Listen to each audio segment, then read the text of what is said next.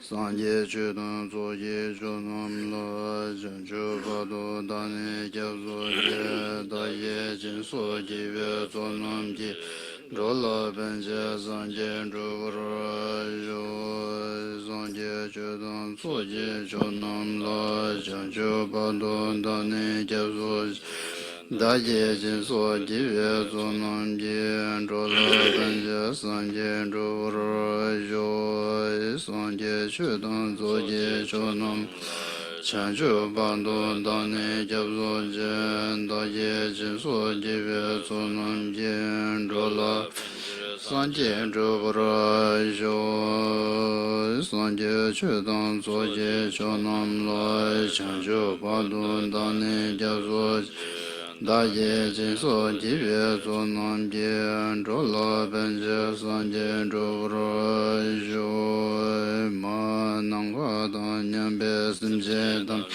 Dewa Dan Deve Judan Denpa Jurje Tongwe Dan Tongwe Ye Judan Jewa Jurje Tongwe Me Dewa Dan Min Jewa Jurje Nyeren Chadan Nidan Danyam La Dewa Jurje Ma Nangwa Dan Nyambe Simche Tamche Dewa Dan Deve Judan Denpa Tongwe Dan Tongwe Ye Judan Jewa Jurje Tongwe Mebe Dewa Dan Min Jewa Jurje Nyeren Chadan Nidan Jewe Danyam La Dewa Jurje Ma Nangwa Dan Nyambe Simche Dewa Dan Deve Judan Denpa Jurje Tongwe Dan Tongwe Ye Judan Jewa Jurje Tongwe Mebe Dewa Dan Min Jewa Jurje Nyeren Chadan Nidan Danyam La Dewa Jurje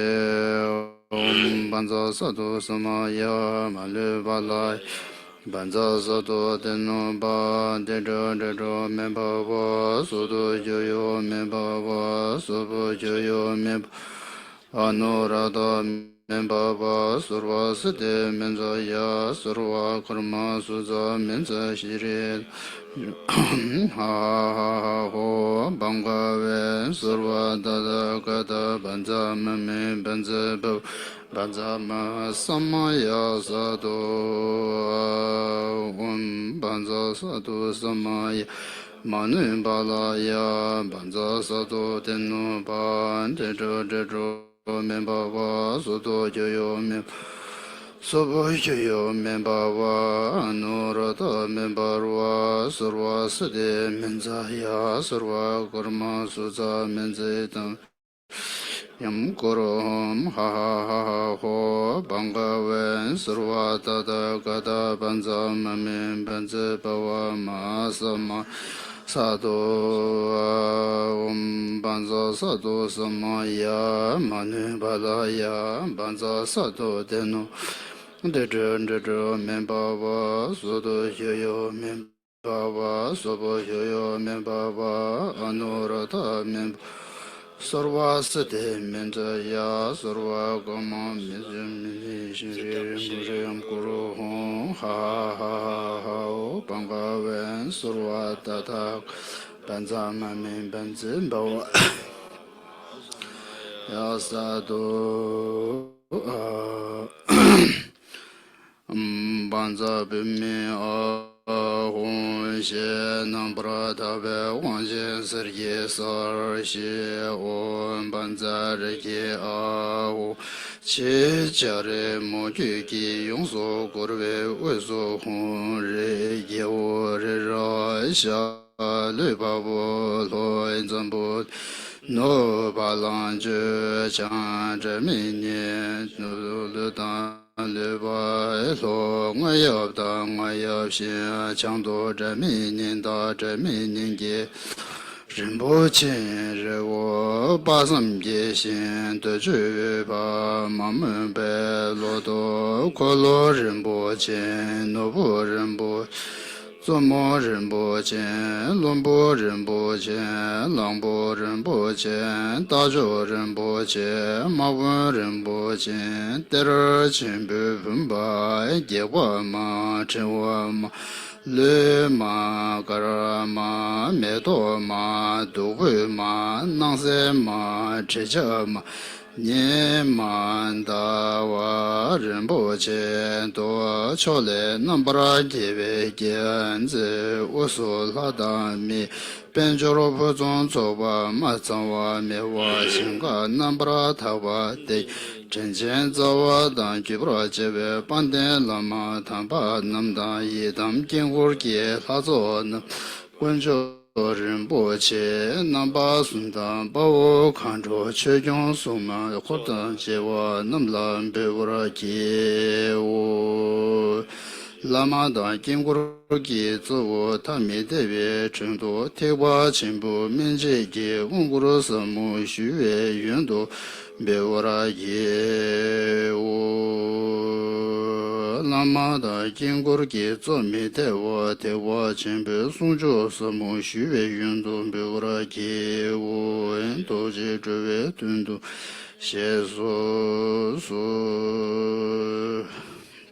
sa xi bu zhu xu xin me do zhang zhe zhe lin xi nin de jin ba dian san jie xin la mi de pu wa yin zhe gun nam da xin do jie wu ra xiu gu sung mi yong zuo la mi co nam la qian nan san sung di xin ni ye zhe an da lu long zhe nang si yong xie la la mi qiu ngo zhu zai do su Om Guru Dewa Dra Gene Rinja Minja La Bardi Za So Wa So Changze Wa Dan Chu Jin Xia Wa Dan Je So Ye Rang Gu Xin So Wa Ye Ge Wa Zhong Se Da Ge Je Sa Tam Je Zo Wei Chang Ju Che Rong O Gyab Zhen Ge Do Min Zam Ning Ge Gen Chao Wei Dong Song Yong La Kiao Zun Mei Ge Wa Do Ji Pa Ji Ding Gun Bu Xiao La Du Tu Da Do Sam Jiu Qu Le Mi Qin Ge Lo Xie Tu Ji Ning Ge Min Ba Se Ne Jiang Sim Zhi Zhi Do Do Bra Qian Ge Lo Sim Jian Nam Ge Sam Ba Tang Lo Ye Che Zha Che Da Ra Wa Qi Zhong Tu Mo Te Wa Ye Che Ge Ko Lo Ko Do Su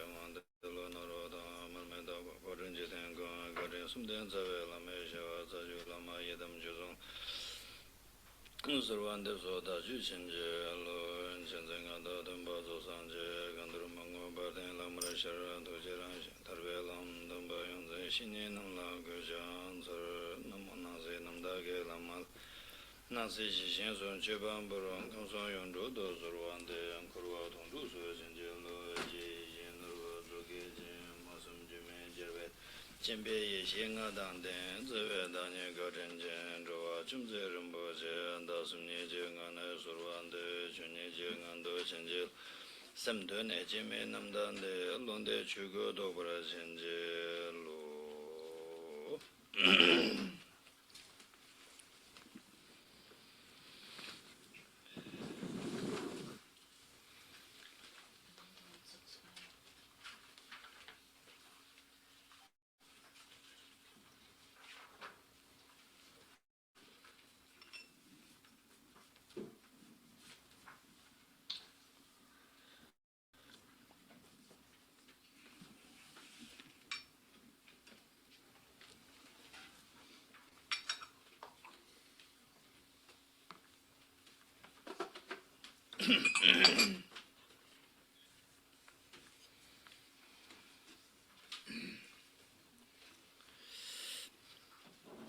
오야다. tani tomar namgadanya besimche tamche sanjege kumbadamba jinejan tobarcha ti chedu tani tambe chu samo nyenxing ti tun nyamsul lembar jiwo nyambe samba chanchun chodu tu jebadan jebe toni tani sembar shu.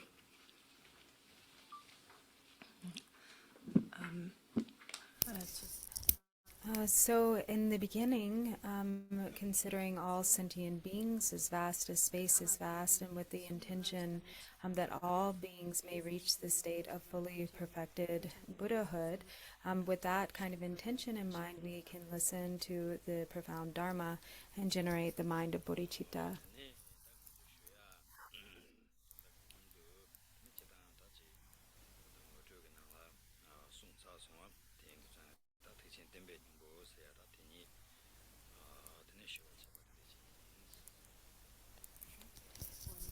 And since we have already done the preliminaries of the opening prayers, and now Khenczen Rinpoche will begin with teaching on the essence of the Mahayana teachings.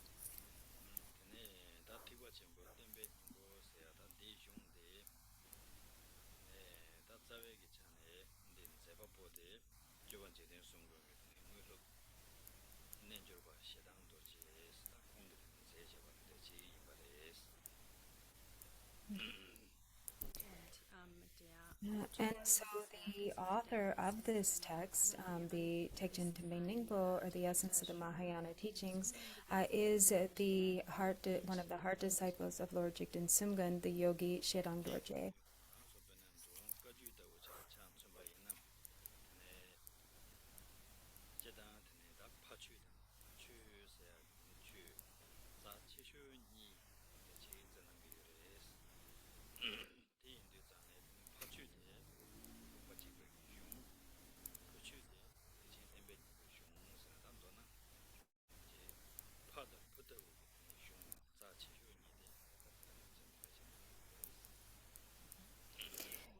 And in the Drikung Kagyu, we have these two very important texts, one that is referred to as the Father Scripture and one that is referred to as the Son Scripture, that are considered to be most especially profound. So the Father Scripture are the teachings of the Gongchik, the single enlightened intent, and the Son teachings are these teachings on the essence of the Mahayana teachings. So they are like the father and child.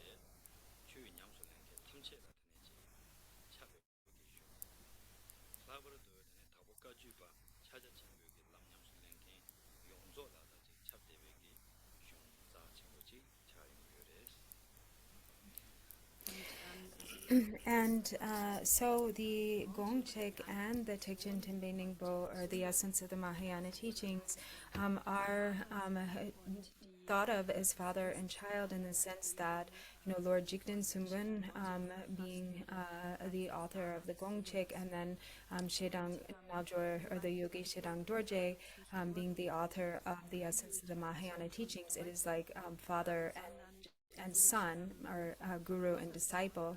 But also these are both considered to be extremely important and profound, not just for the Drikung Kagyu, but for all of the practitioners of the Dakpo Kagyu in general, and those who enter the path of practicing Mahamudra.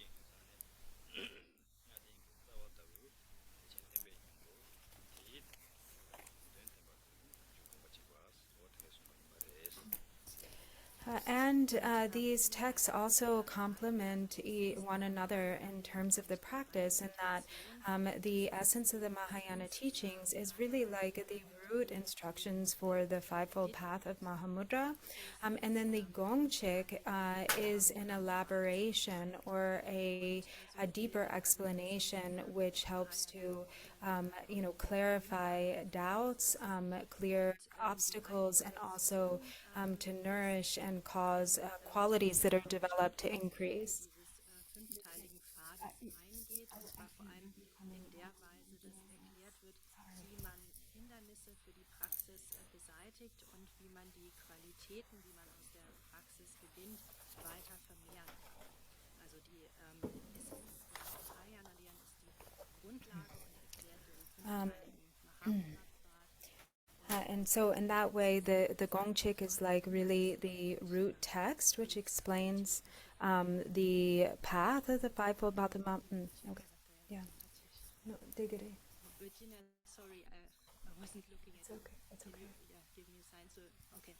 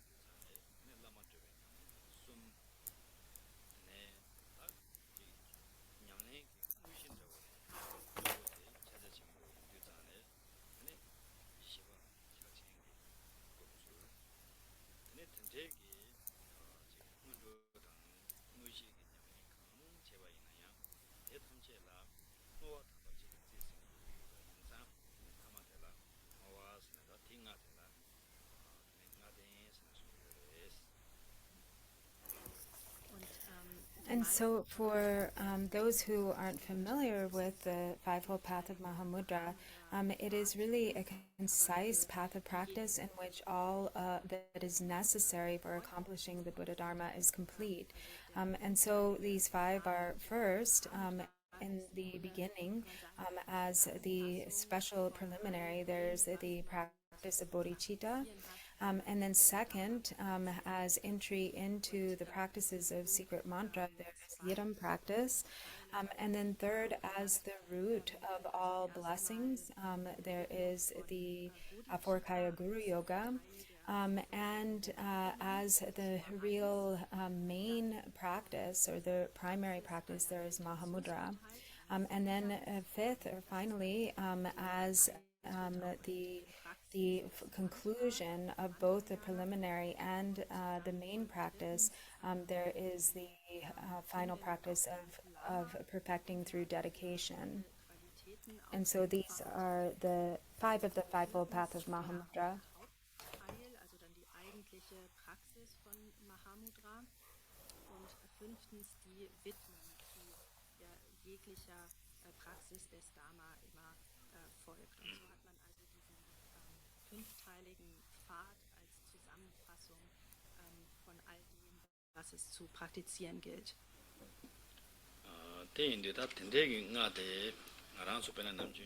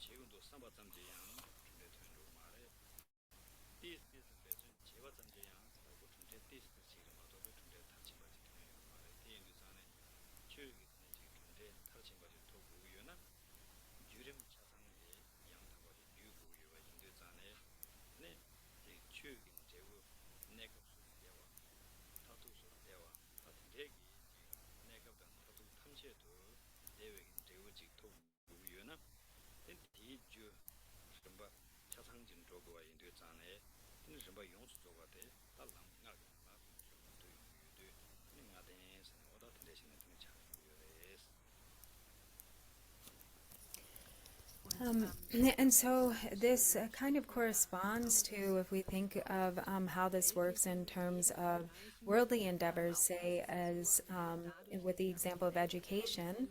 So for an individual to, have a successful educational career, they start out, as a young age, maybe going to, some primary care levels of schooling, and then elementary school, and then they graduate into high school, and then maybe go through the more advanced trainings of college and graduate school. And so step by step, there are these levels of development that occur that equip them with everything that is needed to be happy and successful in the world. And so through the level of their success, of course, is dependent upon their efforts, and so the fruition being tied to the efforts and these progressive stages of the path. In terms of the fivefold path of Mahamudra, these practices contain everything that is needed, which leads to both temporary happiness and ultimate happiness. And so these 5 stages in the fivefold path of Mahamudra are these, contain all that is needed.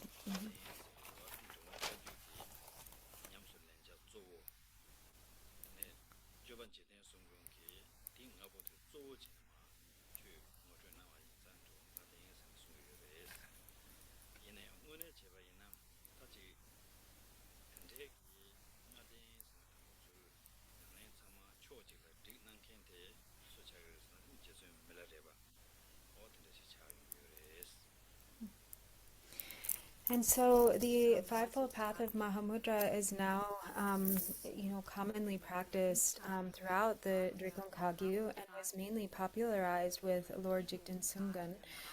But it really first began with Jetsun Milarepa, was really the first to introduce these 5 concise stages of practice. Eigentlich geht diese Praxis zurück auf Milarepa. Also Milarepa war eigentlich derjenige, der diese Praxis in der Form zusammengestellt hat.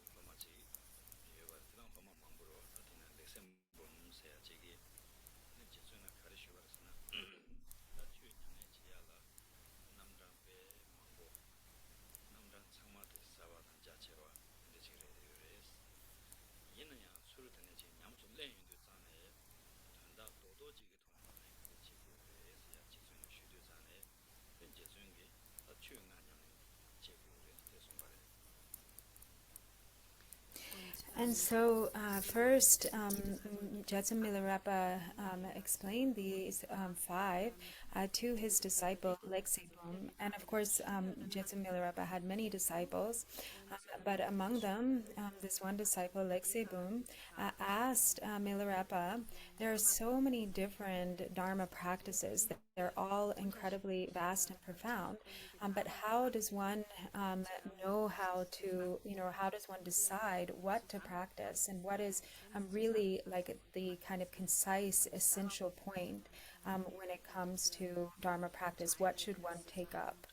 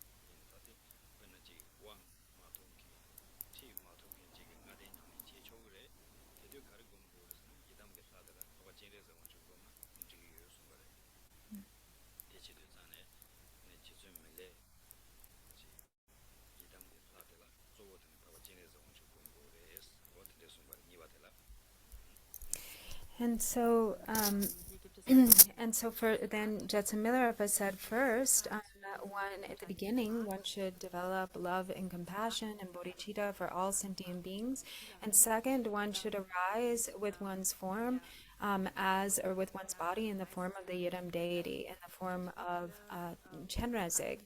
And so, of course, the Yidam deity for the practice of the fivefold path of Mahamudra is Chakrasamvara. But it can be that any Yidam deity is practiced as the Yidam. And so, especially for those who haven't received empowerment or teachings and transmissions, then it is fine for them to meditate on themselves as Chenrezig, as the Yidam practice. So even one who hasn't received these empowerments, they can still practice the fivefold path of Mahamudra, as Milarepa has said to practice Chenrezig as the Yidam.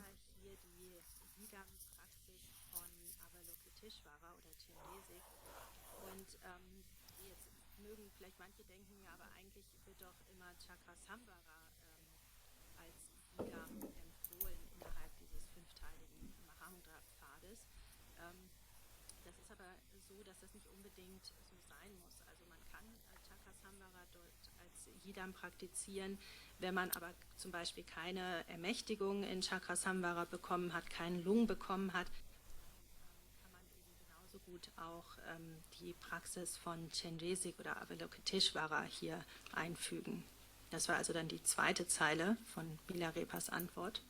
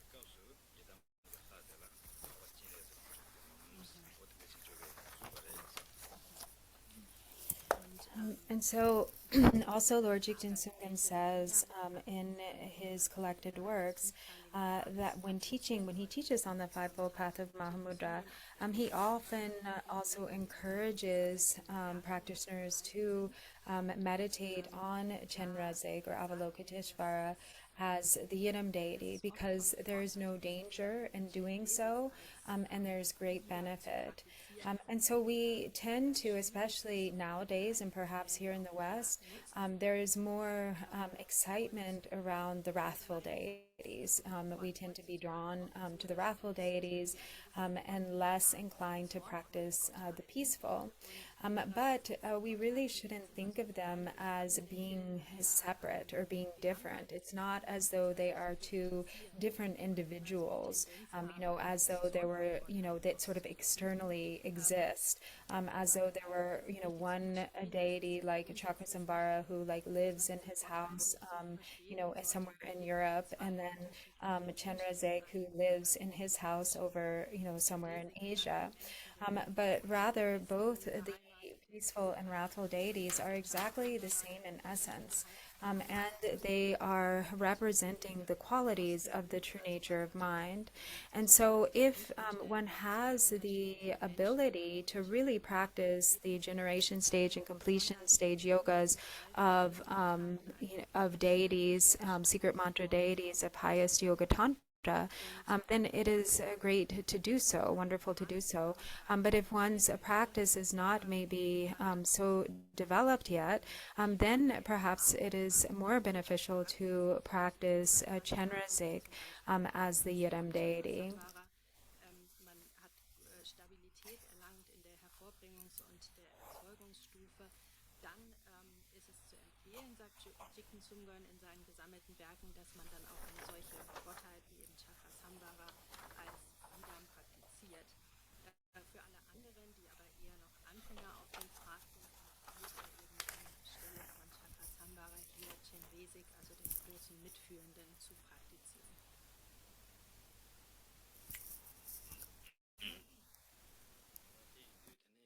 답변은 라보라도 되는 건저 등산 잠불랭게 토게 되네 지 강에다 뇨라 리망 저지 되네 닝지기 뇌바 만당의 좀 센당 닝지기 되네 도초 다 셰당당 차도당 렌셈 등소되네 야 슈체르세 차인도 자네 되네 지 시대 매바 참된 매바 어떤데게 강에 지금 태용고 유로와 대인도 자네 되네 조베기 송은도 투수 가세 도와이나요. 디가수 파와 진레스의 검토와이나 tene jingre zide ningji ge la yin du zane tene je ngarang su ju le ningji je ya la yin tene pento shu chewa yung res jingne ni ne tene tiba chimbu gi chu gi zawa ngoma de ningji res te yin du zane la jingre zi du ja wa yin nam tiba chimbu gi tene lam ji zawa chu ya la yin tene pento chewa yung res 좀 생니 tene sumba de la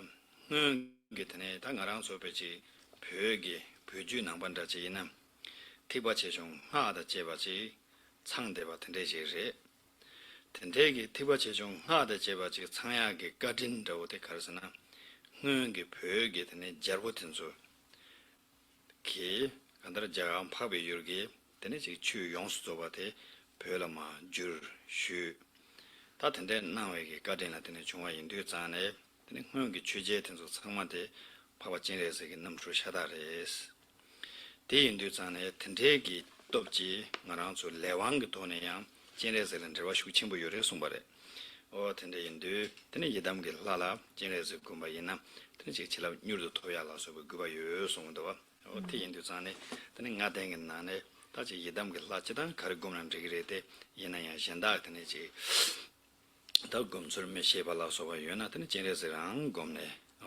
대와이나 되게 되는 예담게 라곰바 코디 추는으로 송도와 어떤데 Dann der Khenczen sum wie ein globalen Motiv. Und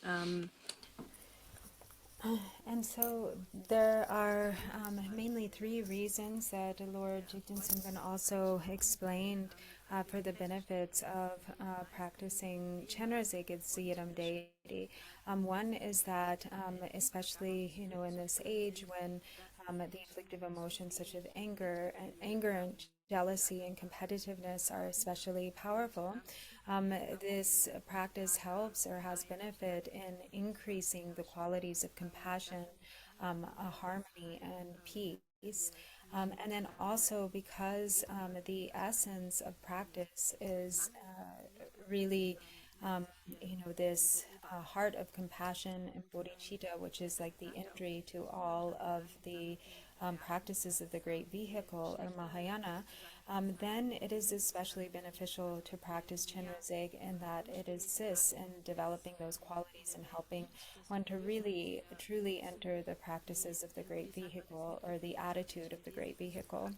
And then also, because in Tibet there's such an abundance of all of the different levels of Dharma, both the common and greater vehicles or the foundational level teachings as well as Mahayana and the practices of secret mantra. This is all due to the great kindness of the Tibetan kings of the past, who were said to be emanations of Chenrezig, who based due to their kindness, all of the entirety of the teachings were translated, from Sanskrit into Tibetan, and so there's this special connection with the blessings of Chenrezig, and in particular, the blessings of Chenrezig are said to be especially swift, and so. These are some of the reasons why it is also beneficial to practice Chenrezig as the Yidam deity, especially if one doesn't have access to or connection to other Yidam deities.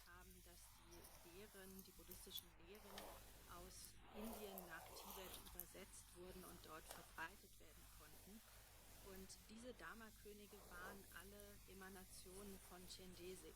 Und deshalb sagt Jigten Sungpan, haben all diejenigen, die den tibetischen praktizieren, eine besondere karmische Verbindung zu Chenrezig. Und auch das ist eben ein weiterer Grund dafür, warum es ratsam ist, Chenrezig als Yidam hier zu wählen. Und so also nochmal zusammengefasst, ist es also grundsätzlich möglich, jegliche Art von Yidam-Praxis hier innerhalb dieses fünfteiligen Pfades zu praktizieren. Aber wer sich unsicher ist, welche Praxis hier die richtige sein könnte, dem sei also angeraten, Chenrezig zu praktizieren.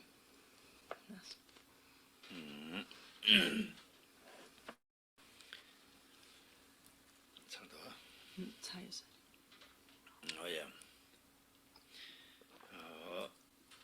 Tene da tene agenda jetsumele sumbatela kar sumbar sendu tene jiur tsawe lama goms ta namsha jundu sosoge tene chi jiula tene tsawe lama zogo chine gongo res tesong tene tsane jidan tsawe lama gomyandela chi gomsege sacha kha mandawa tene mangbo yungu yore samsam lama jiula gomgo ya tene yungu yore samsam lama ninganala gomgoya tende yungure samsam lama yangchi ne yanda yanda gomgoya tende mangbo yungure tende zane dilatne joban jiden songo kar songbarsana chilab nyurdo toya ge chedo ina tene lama chitula goms jiwuzula tene chosa go yona lama denji namkala goms denji namkana chokalo devanaji nanzo tene ya tele chosa go re tene 차저진부 또번 조고 주라 제구운도나 라마 닝게 나나 곰스 tene yang chi parche la soba shivar che gu yuna tene soso gi ne nasala soba kawa yuna ya tela tene lama goms o tene son yura tene chin zane jedang lama gomsa ta chi khan ramanda mangbo re tene zana tangbo nganso ta ke che shun ro de lama chizulu gomya de ke che ge sare kasana chilab ma ju chawa yina tene chu yang ta wa chi lam ro yu ma re tene zane tangbo lama chilab shu gu re tene lama jiwu zula gomya te tene ke che shwe yin zang jitsu mele tene jiwu zawe lama gom ste sumba yin sare. Und And so Jetsun Milarepa has also said that we should meditate on the Guru at the crown. And in general, actually, there are many different ways to meditate on the Guru. Sometimes, so first, just to clarify too, we went through, Bodhicitta, Yidam, and then next is Guru Yoga of the 5 stages of the fivefold path. So meditate on the Guru at the crown, said Milarepa, and there are also other ways to meditate on the Guru in different locations in the body. In particular, Lord Jigten Sumgun said, for the blessings to swiftly enter, one should meditate on the Guru at the crown. As a means to gather the accumulation, one should meditate on the Guru abiding in the sky in front. To assist one's realization or clarifying the realization of Mahamudra, one should meditate on the Guru at the heart. And to pacify obstacles such as illness and so forth, one should meditate on the Guru in different locations of the body, particularly wherever it is that one is afflicted by a particular ailment or illness. So there are all of these many different methods for meditating on the Guru, but the most important is to meditate on him at the crown, as Milarepa has said here, because that is the way for the blessings to enter, sort of the a swift means for the entry of blessings, which are necessary and important to progress on the path. If the blessings do not enter, then our practice will not progress.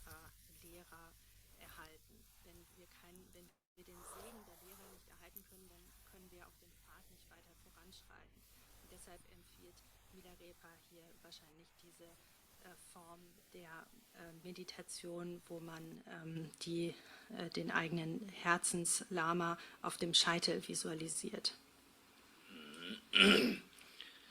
Tene tegi jela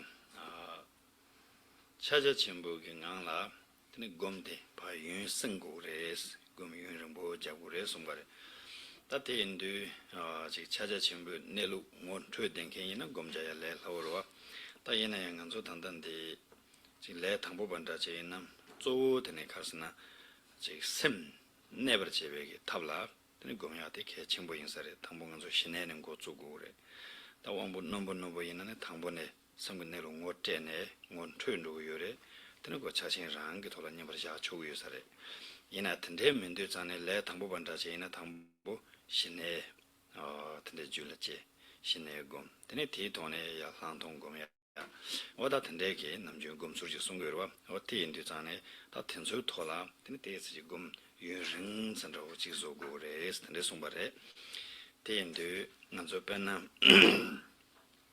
ta ji gom jaw se indi zane namto che ma june ka de ba tro gom se yo mare tele namju samsam chachenge pecha tanzunla dutsir segdewa dutsir segde sana dunya tsirdewa naji ta namdo chamang ka ta namdo chen rig mare san utsuk jone ka de tra dutsir segere tene sana pe dunya yungu kange yungu tra dutsir segere tene main barwa Det kan så til sana. tsir segde nganzu pe na chi jelon ba chi na de pe chutsirwa na shin chi ta sum de pe tsir de gerda oya tene main ba kandra chi sem shewar ne ba namdo 지기래 남도 지야메바 차고나 산제래 남도 산제게 공파 마토고 바르도 남도 차라 라마나 뭐 제용고요래 제데 이나야 남도기 제소만랑와 남도랑라 드네지 천시 때네 양지 남도가 뭐 돌아봐 내야 근데 다 차진거서 대송고요로 차진거서 대송고요래 된도 차진도 조신이가 만들어 되다 배는 조신다 지는 남도당 리반이데 이와 체네 tene rikpeke ngolo gomgore songdowa ta chachen koso yewa chego mare namdo jeyongwa de ngo shimba ina te garang rikre songere tende tepe che tene chachen ki chechun ro chigre o tende chene kandar tene namdo zange kanren raje jewa ina yang te tene pa 쭌도 때네 빵자와 마인바 남도 랑기 ngola tembe 지sembe 돈에 냠버샤 토바이나 다테 자칭 검스는 시초래 된다 된대신네 되는 지 찾아 전부 공부 돌아 이거는 뭐 내고레스 올 이제바들 대송바래. Und als nächstes, als viertes sagt der Milarepa. And so then we have Mahamudra. So Mahamudra should be practiced over a long time. And this also requires receiving an introduction. But first, it's necessary, for the beginner to develop the qualities of calm abiding meditation, or shamatha. For one of really sharp faculties, sometimes it can occur that they receive the pointing out instructions and there's recognition upon that pointing out, and then in that case it's okay to go right to meditating on Mahamudra. But most often it is important to develop Mahamudra in progressive stages first by spending a long time developing stable, calm abiding through using various objects such as the breath and so forth, and then to also develop vipassana or insight, and gradually this develops into Mahamudra. And as one meditates, it is important to have that foundation of really relaxed, calm abiding, so that one does not become really wound up in trying to block discursive thoughts. So this can actually create more problems in the mind. So if one is really wound tightly trying to prevent thoughts from arising, then this will just create a difficulty and hardship or suffering. But when meditating, even in the calm abiding, there are all sorts of thoughts that arise. There are coarse thoughts and there are subtle thoughts. So the main objective is to not follow after any of the thoughts that arise, but to hold mindful awareness, to recognize the thoughts, and remain in a relaxed state of awareness, which sees the essence of the thoughts to be not different from the essence of Mahamudra. This is actually one difference between the practice of Mahamudra and Dzogchen. So in Dzogchen, there's emphasis placed on separating discursive thoughts from rikpa, or intrinsic awareness. So sort of making a distinction or separation between those two, one chooses to abide in rikpa. But in Mahamudra, there isn't this separation, this distinction isn't made, but rather the essence of discursive thoughts, or whatever it is that arises or shines forth in the mind, is understood to be the essence of Mahamudra itself.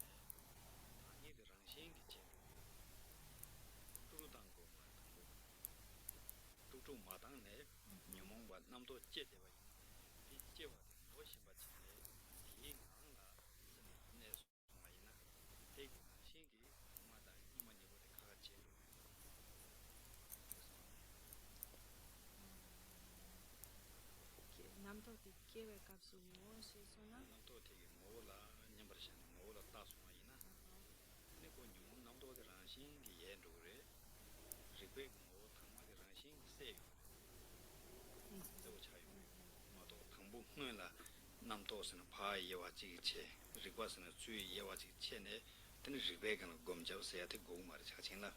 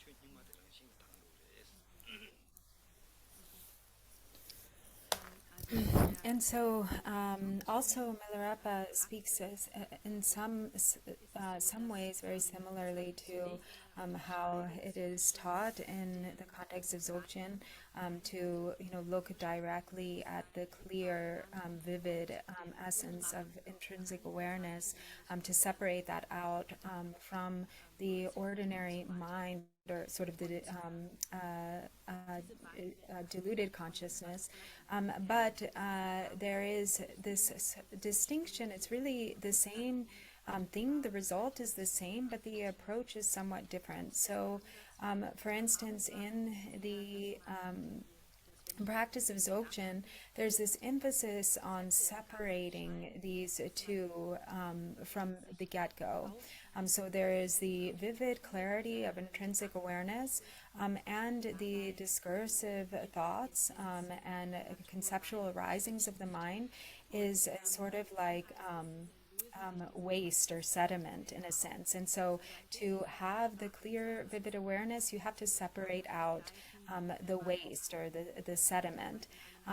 But from the perspective of Mahamudra, this separation doesn't have to happen at the outset, but it's sort of a natural product of the practice, in that if you look at the essence of awareness, and if you look at the essence of the whatever arises, in the mind, the discursive thoughts, or like the conceptual proliferation of the mind, looking directly at the essence of that, then there is a sort of a natural liberation of the discursiveness that occurs. So one isn't engaged, one isn't stirring up the discursive thoughts, but instead one is looking directly and at the essence, penetrating the essence, and through that penetration, they are liberated. Their natural nature is revealed. And so whereas there's this emphasis in Dzogchen on the separation happening at first. It's like a filter. Oh no, I didn't finish. Oh well.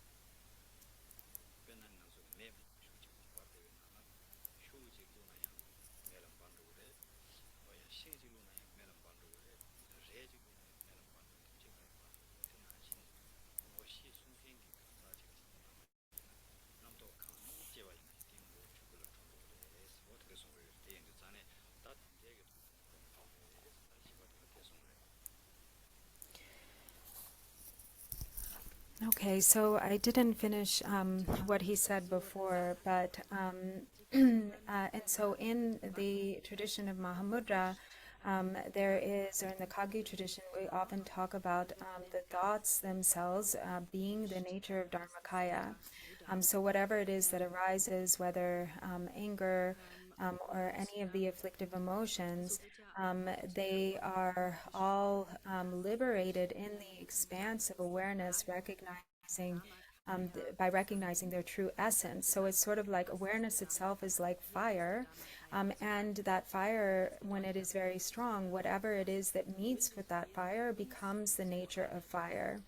So if you put anything in that fire, then that substance, whether it's cloth or wood or metal or what have you, it all becomes consumed by the essence of the fire itself. It itself becomes the essence of fire.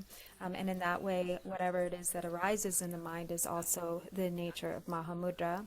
And so then one example that Rinpoche gave before that I didn't finish was this example of like a difference between, say, Mahamudra and Dzogchen might be that Mahamudra or Dzogchen is like using a filter. For instance, if you filter out the sediment from water first, then you have the sediment separated out from the clean water. Whereas with Mahamudra, it's like there's no need to use a filter. You may set like the vessel, of water together with the sediment on a flat surface, and then naturally, through, for instance, that the natural process of meditation and seeing the essence of the discursive thoughts and afflictive emotions, then what happens is this natural separation occurs. So you have sediment that settles at the bottom, and the clear, crystal clear water, which is the true essence of the water, remains visible.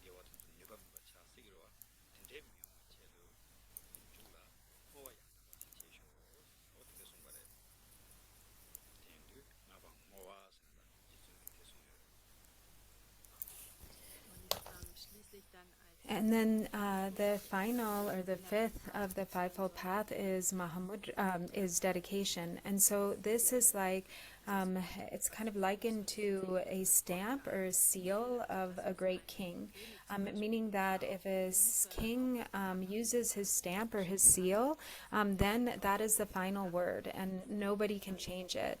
And so this is what happens when we dedicate the merit. Whatever virtue that we have accumulated, it remains the nature of virtue. It can't diminish, it can't become exhausted, it can't be counteracted by afflictive emotions and delusion.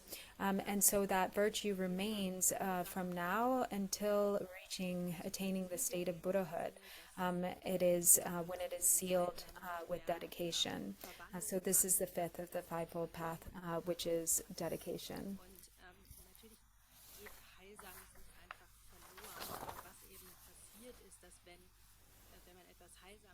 Angesammelt hat und dann später starke Geistesplagen im Geist auftreten, dann wird durch diese Geistesplagen die Kraft des Heilsamen abnehmen. Und damit das eben nicht passiert, versucht man sozusagen mit der Widmung das Heilsame, das man angesammelt hat, damit es ja an Kraft verliert.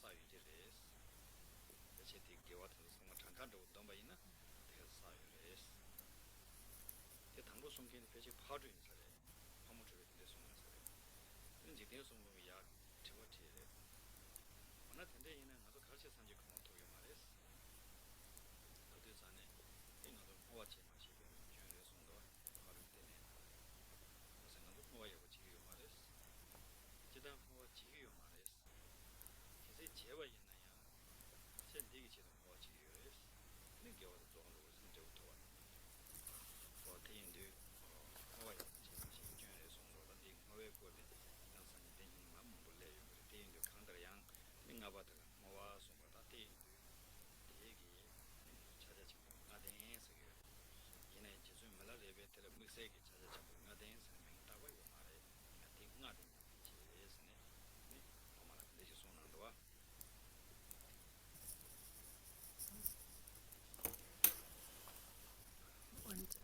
And so when it comes to dedication, Lord Jigten Sumgön has emphasized its importance, that, explaining that from beginningless time in samsara we have taken countless births and cyclic existence, and we have all accumulated inconceivable numbers of virtue. We've accumulated both virtue and non-virtue, but we have accumulated countless roots of virtue that have that could ripen, for instance, in taking countless rebirths as Chakravartin kings, as taking countless rebirths in the higher realms, or that do ripen in this way, but that it could ripen as a Buddhahood. That actually it was originally Pagmo Drupa who said that if we were to really count all of the virtue that has been accumulated up to this point, we would have already reached the state of Buddhahood several times over. And so Lord Jigten Sumgön then asked, well, then why have we not attained Buddhahood yet? Why have we not awakened yet? And he said that it was because of the fault of not understanding how to dedicate, not understanding how to truly dedicate the merit, or from the fault of simply not dedicating the merit. And so for that reason, there's this emphasis on the importance of the fifth, of this fivefold path, which is dedication. And so this is how also Milarepa laid them out, as a set of crucial, these sort of crucially important 5 practices that are necessary to develop the qualities that result in complete awakening or Buddhahood. And so even though Milarepa didn't give them the name of the fivefold path of Mahamudra, he did specifically lay out or teach on the importance of these 5. Teil hier gelehrt in seinen Worten an seine Schülerin, aber er hat dieser Praxis noch nicht den Namen gegeben, 5-teilige Pfad der Mahamudra, sondern er hat einfach auf die Frage hin, wie man all die verschiedenen Lehren zusammen praktizieren kann, hat er diese Verse gelehrt, diese 5 Teile gelehrt, ohne den Namen zu geben.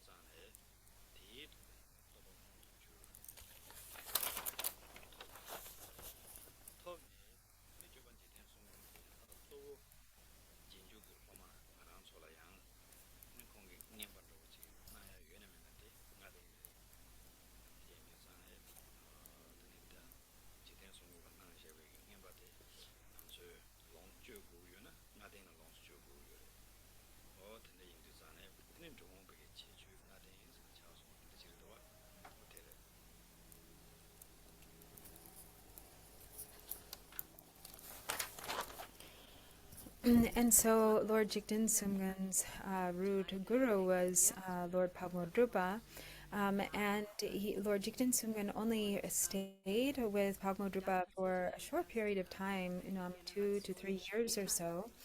So he didn't have the opportunity to stay near him for a long time, but he received all of the pith instructions in their entirety.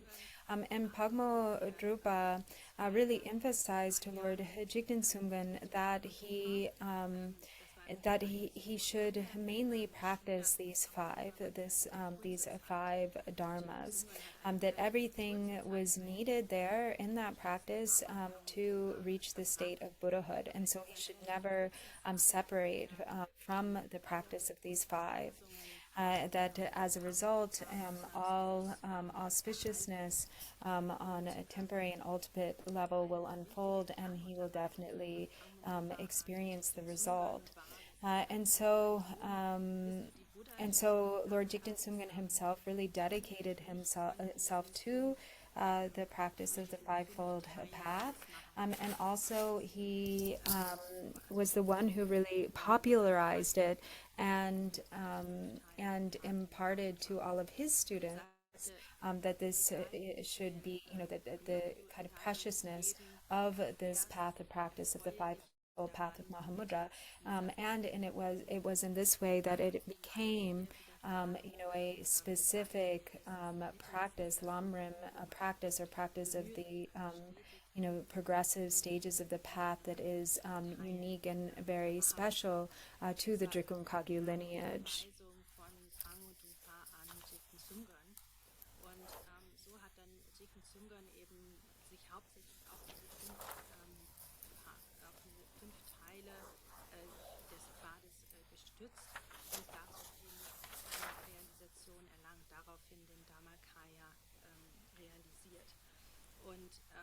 Oh, and I forgot to say, through Lord Jigten Sumgön's practice, he gave rise to great realization, realized the Dharmakaya, and purified all his obscurations.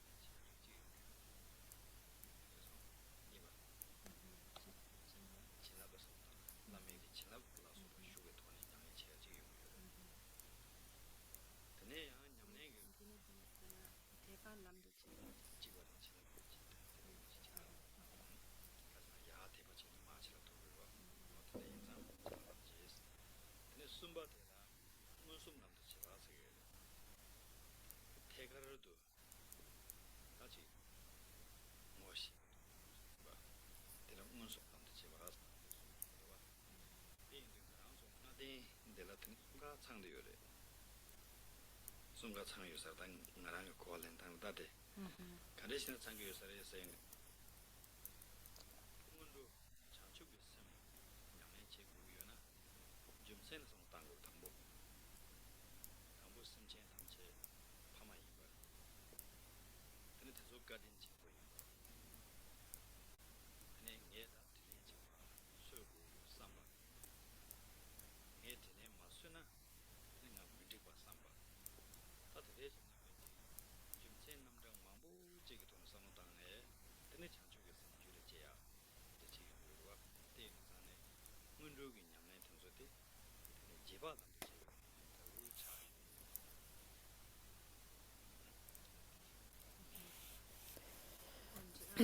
And so there are three main approaches or practices, types of practice when it comes to the Buddha Dharma. So there is first bringing sort of examination onto the path of practice, and this involves like a practice where the approach is primarily through intellectual understanding the reasons, understanding the details of the teachings, really contemplating and examining intellectually. Second is to practice in such a way that is mainly based on faith and devotion. So it is the path of just relying on the blessings primarily. And so in these types of practices, there isn't so much examination with regard to the reasons and so forth, partially because often that kind of, the reasons or the kind of intellectual reasoning is very subtle. And so it is better to just rely on the mind of faith, to really access the blessings through faith. And then there is the third category, which is actually sort of the actualization of the practice itself, sort of direct realization. And so Khenczen says that Rinpoche says in his opinion, these three are all there in the fivefold path of Mahamudra. Because initially, if you think of it in terms of Ngondro, with bodhicitta, for instance, first we apply examination or an intellectual analysis through considering the fact that all sentient beings have been our own mother or father, really thinking about all of the different ways that they have expressed kindness to us, thinking about how necessary it is to repay their kindness, and thinking, it's not okay if we don't repay their kindness. And so there are all of these skillful means through contemplation to give rise to and develop the mind of bodhicitta. So that's the first. Dann denkt man darüber nach, welche Güte diese Eltern einem gegenübergebracht haben. Und dann denkt man darüber nach, wie man diese Güte der Lebewesen erwidern kann. Und so entwickelt man Schritt für Schritt, indem man eben darüber nachdenkt, indem man Schlussfolgerungen betreibt, indem man Gründe dafür sucht. So entwickelt man nach und nach die Geisteshaltung von Bodhi. Hier geht es also vor allem um Schlussfolgerungen und logische Begründungen für unsere Praxis.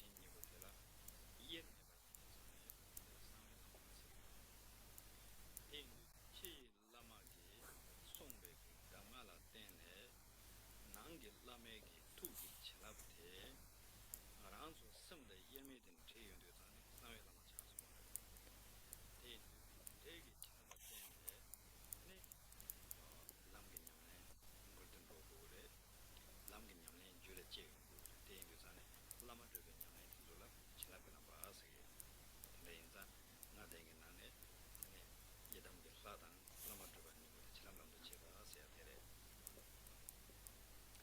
Und dann hat mir gesagt, der zweite.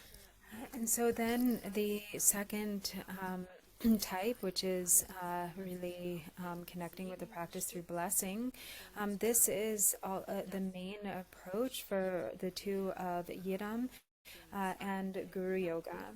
And so we meditate on ourselves, our own bodies in the form of the Yidam deity, which is actually our true nature. But of course, it is difficult to know this, to understand it, and to directly realize. And so through the blessings, through the foundation of bodhicitta and the blessings, recognizing, that one's own mind is in essence the Tathagata Garbha or Buddha nature, and through the introduction of the Guru, receiving the Guru's blessing, then one connects with that true essence and is able to practice arising oneself in the form of the Yidam deity. And then also the practice of Guru Yoga, the Four-Kaya Guru Yoga, is also dependent upon blessing. So first there is the outer guru, there is the inner guru, and there is the secret guru. So the outer guru is the outer manifestation of the human individual endowed with the characteristics or qualifications that is the outer guru, who introduces us to the nature of our own mind through the power of their own realization, blessings, and bodhicitta. And that is the inner guru is that essence of our own mind being that same nature. But then the secret guru is the indivisibility of the two, so that the heart or the mind of the guru and our own mind are an indivisibility. And so through the pith instructions of the outer guru, really connecting with the essence of those pith instructions through the blessings of the Guru's mind, then we come to realize that third meaning, or the third type of Lama, which is the secret Lama, in which there is no distinction, where the true essence of the Guru and the true essence of our own mind are an indivisibility. And so in this way, one practices the Guru Yoga as well as Yiram, mainly through this approach of blessing and faith.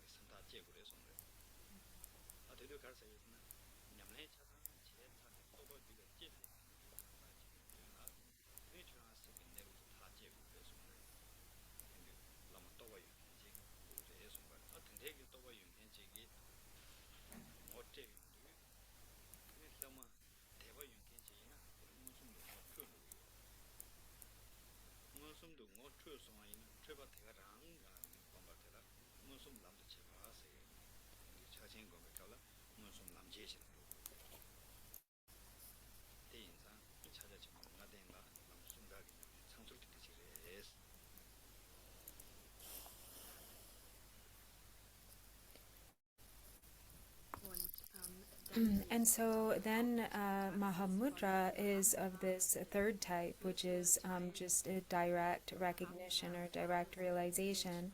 And so we don't want to employ the first type of approach, which is through reasoning or intellectual investigation during the time of Mahamudra. It's important not to do that. In fact, as the 12th Strickland throne holder, Chu Higi Gyalpo, has said, it is extremely important during the time of meditating on Mahamudra not to engage with conceptual elaboration or not to engage in fixation of designating, for instance, is this good or bad, positive, negative, but to completely leave to the side or uh, um, to let be, all tendencies for investigation, examination, and instead to look directly, undistractedly at the nature of the mind itself. Then through meditative absorption on Mahamudra, then there comes to be that direct experience of the practice. So it is realized through this approach of direct understanding.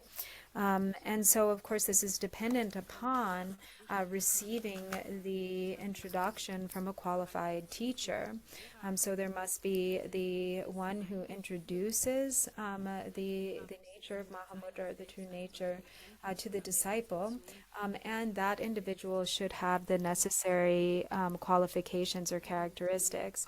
And as Drupchen Saraha has said, when there is the qualified teacher, the qualified master who possesses realization themselves and points out this nature to the disciple, then the disciple should definitively settle upon that recognition. So there should be a definitive kind of recognition and a decision, about the certainty of that recognition.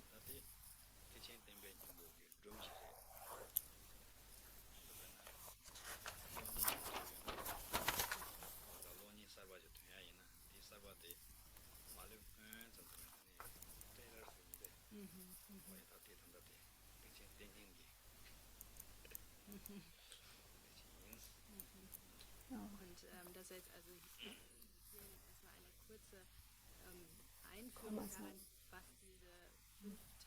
was diese fünfteilige Praxis von Mahamudra. So I'm sorry I didn't get that part. Vorschau wie ein Trailer für das, was jetzt im Folgenden kommt, nämlich dann die Erklärung zur Essenz der Mahajana-Lehre.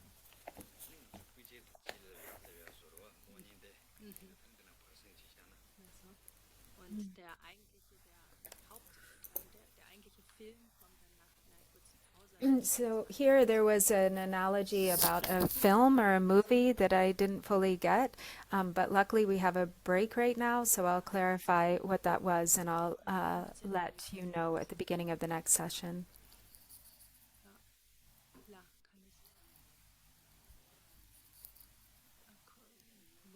Morangi Gura, Virginia, so it's a 15 minutes break. Thank you. Okay, so we'll take a 15-minute break.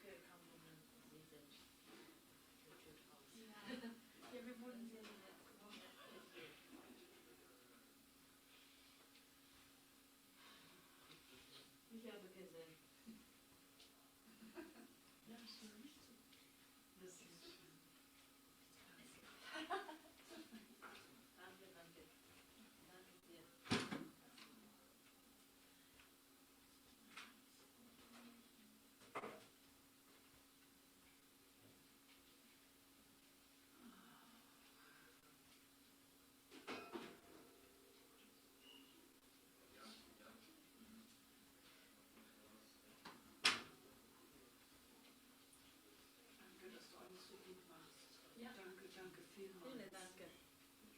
Ich freue mich. Alle gut gemacht. Alles ist gut. Ja. Das ist ja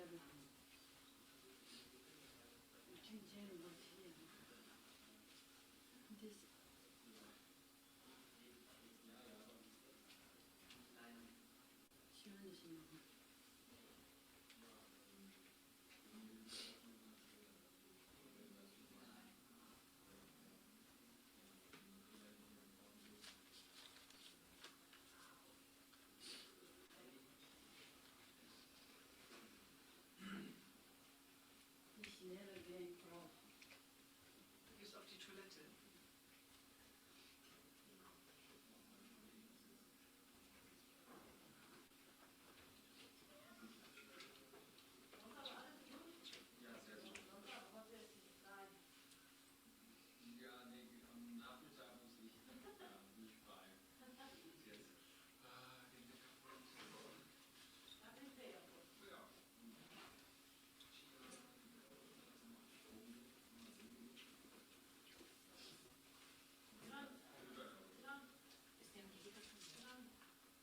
Weiß ich nicht. Also,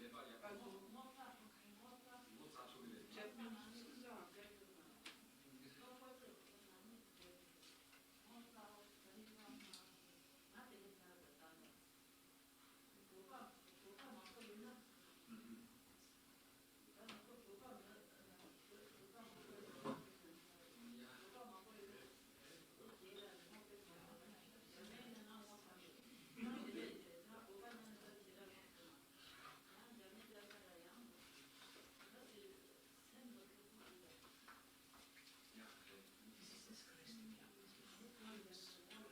Danke dir. Okay.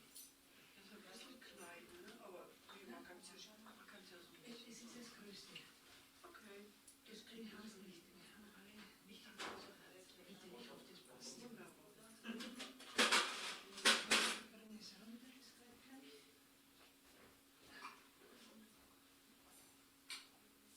Das hat den Hell, vielleicht ein bisschen größer. Und zwar das haben wir auch die Größe in. Jetzt versuche ich mal. Versuch mal. Ja, ich versuche mal. Naja, also, ich verschenke es nächste Woche. Okay. Das kriegen wir schon hin. Okay. Vielen Dank.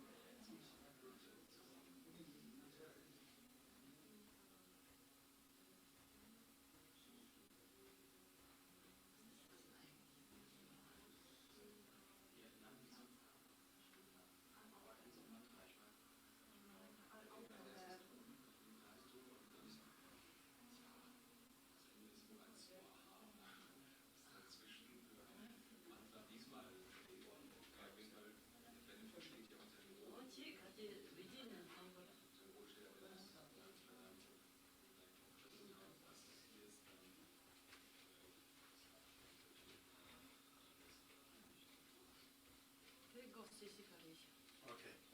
Yes.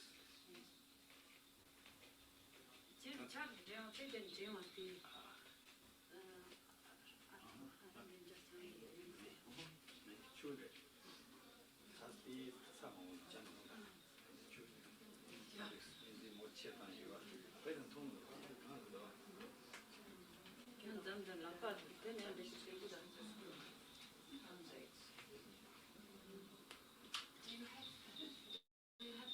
Yes, yes. Okay, wonderful. I give you, but there is internet. Yes, okay. Thank you. Okay.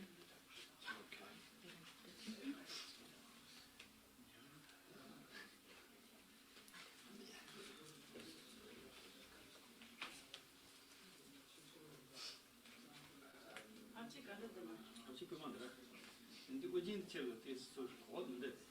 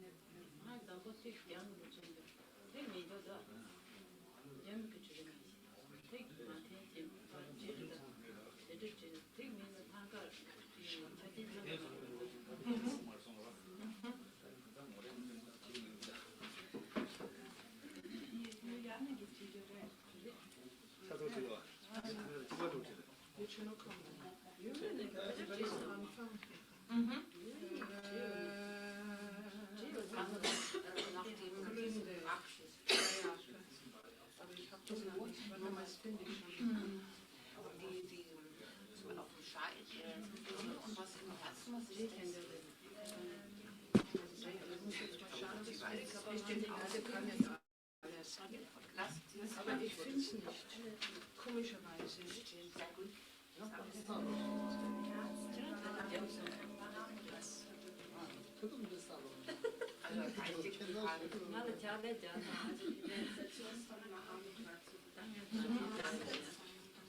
Deswegen, gerade da hat es bei uns ausgesetzt, da war es zu viel.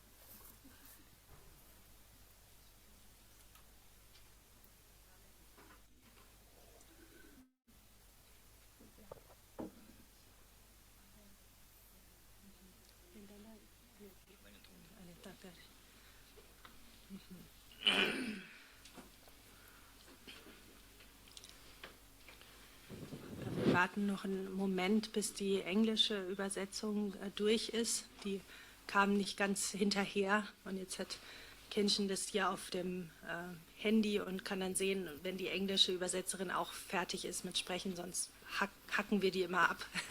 Hängen sie ab, hacken sie ab. Deshalb werden wir jetzt immer dann noch so ein bisschen warten und gucken, bis die fertig sind.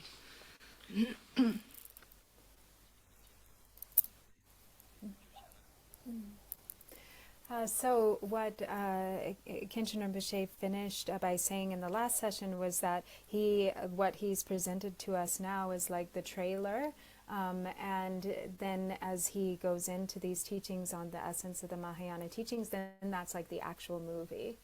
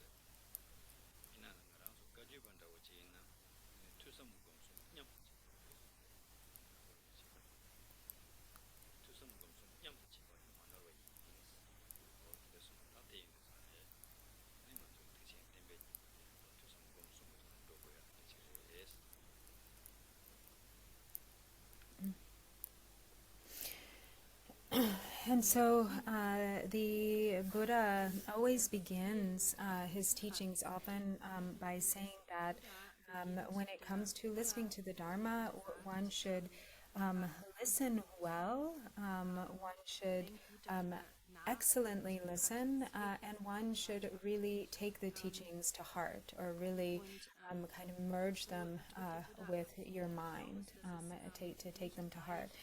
And so when it comes to the Dharma, we don't want to just leave it at listening, or to just leave it at contemplating, and we also don't want to just meditate without having listened, without having studied or contemplated. So all three are very important: study or listening, contemplation, and meditation. And so these words of the Buddha correspond to each of these three: study, contemplation, and meditation. When he says listen well, that is referring to listening or study. When he says excellently listen, that is referring to contemplation. And when he says take it to heart, that is referring to meditation. And so it is absolutely necessary when it comes to the Buddha's teachings that we have all three: study, contemplation, and meditation. And the way most people explain it is that first one engages in extensive study and contemplation. Like maybe even for a few years, one studies and contemplates, and then one moves on to meditation. But in the Kagyu tradition, we do all three: study, contemplation, and meditation together simultaneously. And this has been said, this is the way it has been taught by Gampopa. And so as we receive these teachings on the essence of the Mahayana teachings, then we should employ all three functions, together: listening, contemplating, and meditating.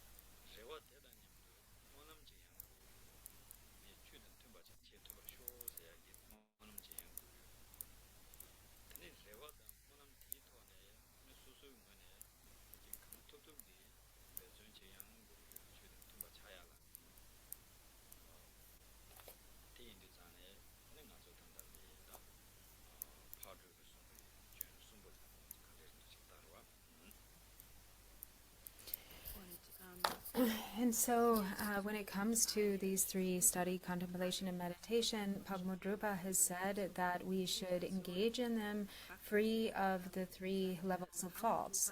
So to listen or study, free of fault; to contemplate, free of fault; and to meditate, free of fault.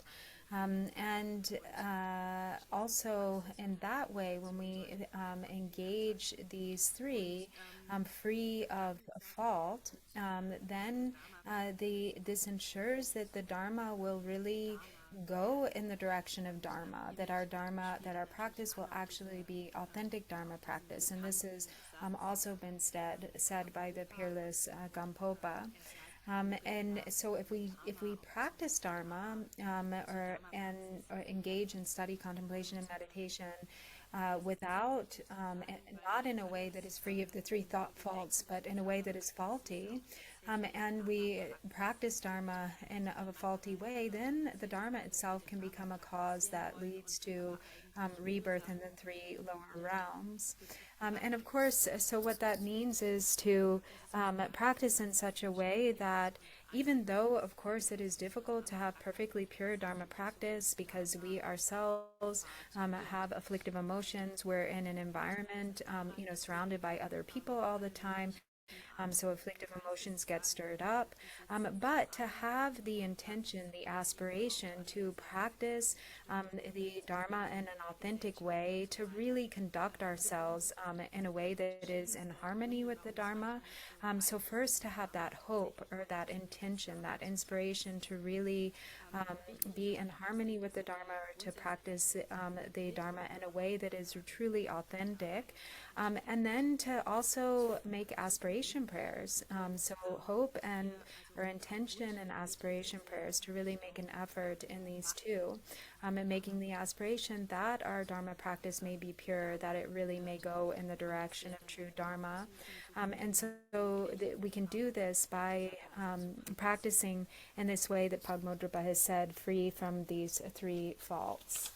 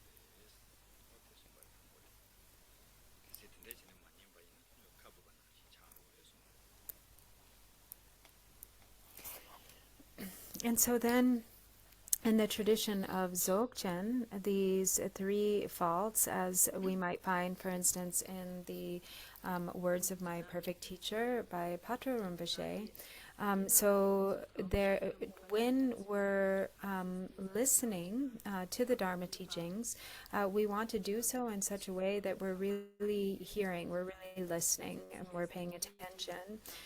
So it's going in, and then. We also want to avoid listening in such a way that we listen, but it's kind of in one ear and out the other. We're not really retaining anything that we hear. So we also need to retain what we hear. And then we also, the third fault to avoid is to not listen in such a way that is polluted by afflictive emotions inwardly. So these are what are referred to as the three faults of the vase. So the first fault, which is not really listening, is the fault of being like an overturned vase. So whatever is poured on an overturned vase won't go in. It just drips off. There's nothing that's going in if we're not listening.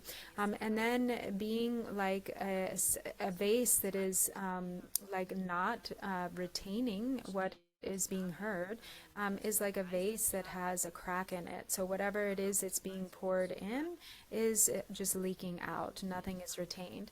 And then the third, listening in a way that is polluted by afflictive emotions or polluted with afflictive emotions is like being a vase that has poison inside. So whatever you pour into the vase, if you pour food into a vessel that has poison, then that food becomes contaminated. It's not the pure nourishment of the food. And so also the Pagmodrupa in the stages of the teachings, which has both been translated into German and into English.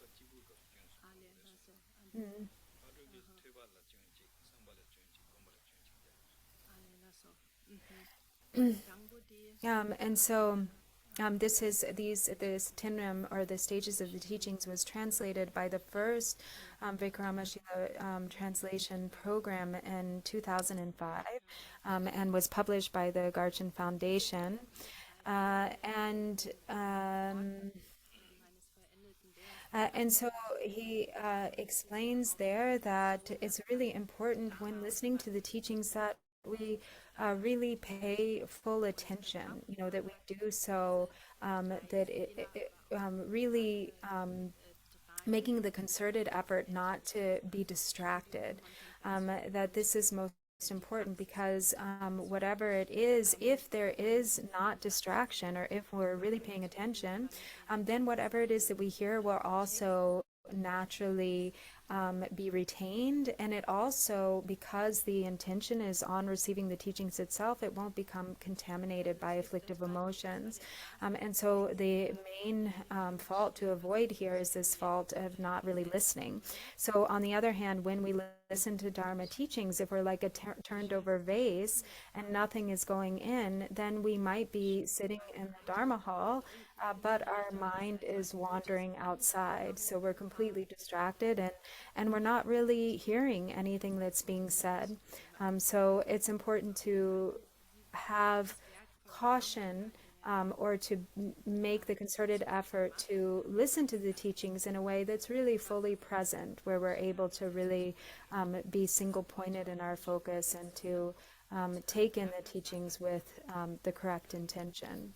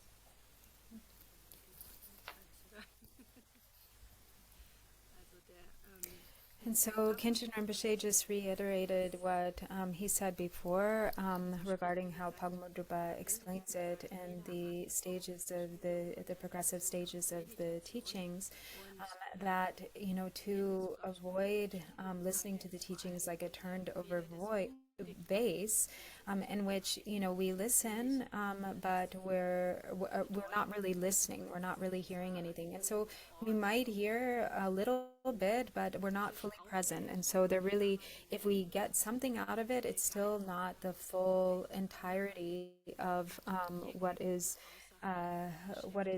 given. So to and in this way, that affects the other two faults, in that if we're sitting in the Dharma hall, but our mind is wandering outside or elsewhere, then we're like a crack with a vase in it. So we may even be sort of listening, but we're not retaining anything. And so it's especially important, Pagmodrupa says, to protect against this first fault of the vase, which is not really listening.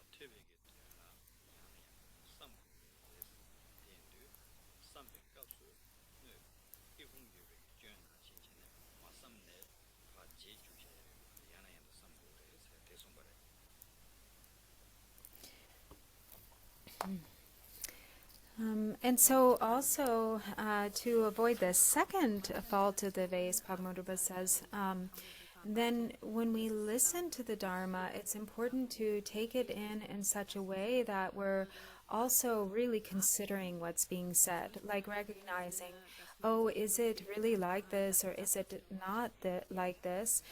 But to listen in such a way that there's really something happening, there's a transformation happening in the mind.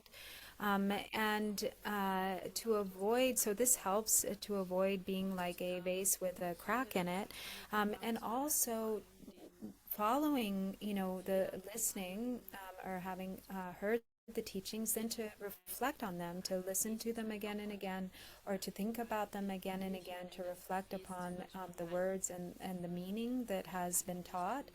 Then this helps to retain the teachings so that one doesn't become like a vase with a crack in it, and that we take it in during the actual teaching, but then it all just spills out, kind of like in one ear and out the other.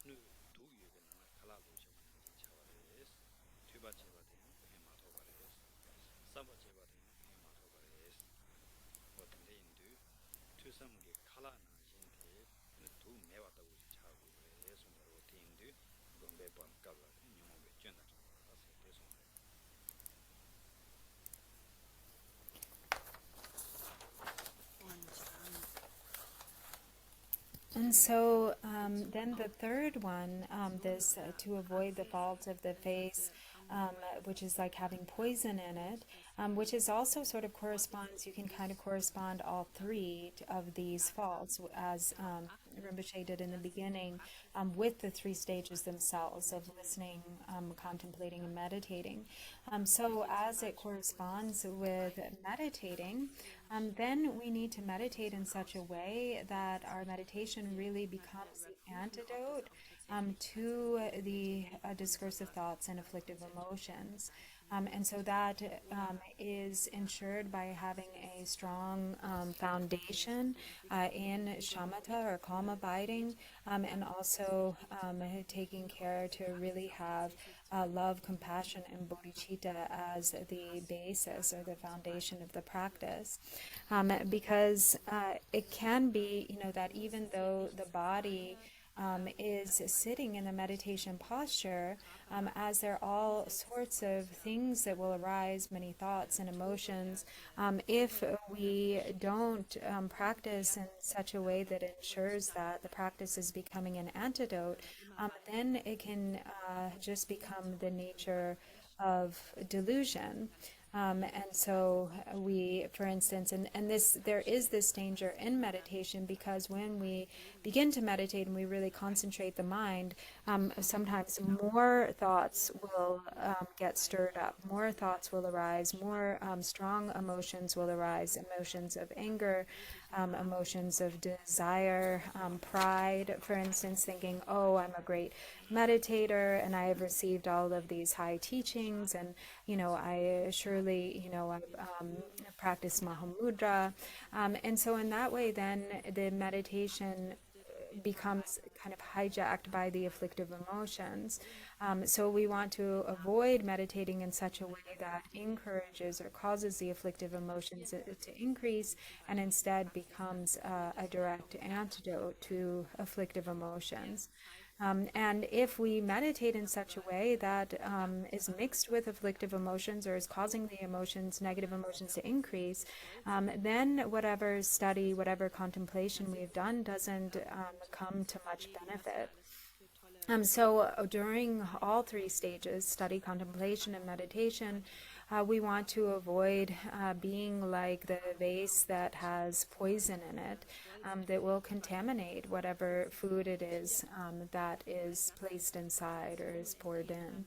Unsere Dharma-Praxis, unsere Meditationspraxis eigentlich zur Dharma-Praxis wird, weil sie Gegenmittel gegen unsere Geisteszustand wirkt. Und von daher ist es eben wichtig, hierauf zu achten, dass also die Meditation zu einem Gegenmittel wird. Wenn wir das nicht tun würden, dann tritt eben das ein, was wir als Fehler des Gefäßes genannt wird, in dem Gift ist. Also dann wäre eben im Geistesplan, im Geist und vergiften dadurch die Praxis, die wir versuchen auszuführen.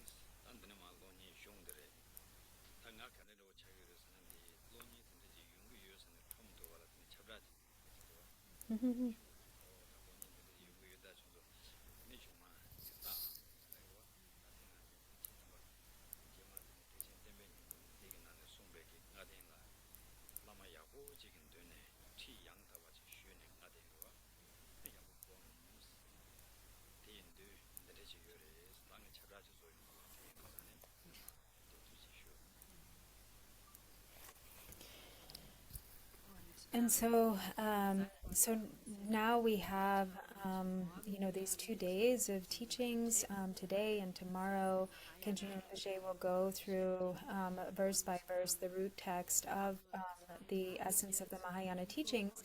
However, we can't really go into great detail, because to really teach on every verse, extensively, we wouldn't be able to do this, in the period of 2 days. And not only that, Khenczen Rinpoche says, he himself only knows, about 10 to 20%, really, of, how to explain this text. So you can listen now, and then you should ask your root guru, whoever that is, to give you further explanation, and then to actually put it into practice, to practice what you have learned. So he said earlier, that it's like this morning he kind of was the really brief trailer trailer, or the trailer, sort of the introduction, of the movie, for the movie, introducing the movie. But actually, that's kind of what this whole teaching is like, even the main, getting to the main part of the teaching, because, he's kind of giving like an introductory film on the film itself, to use the metaphor. So it is like a brief introduction, and in the future you can, receive teachings at greater length.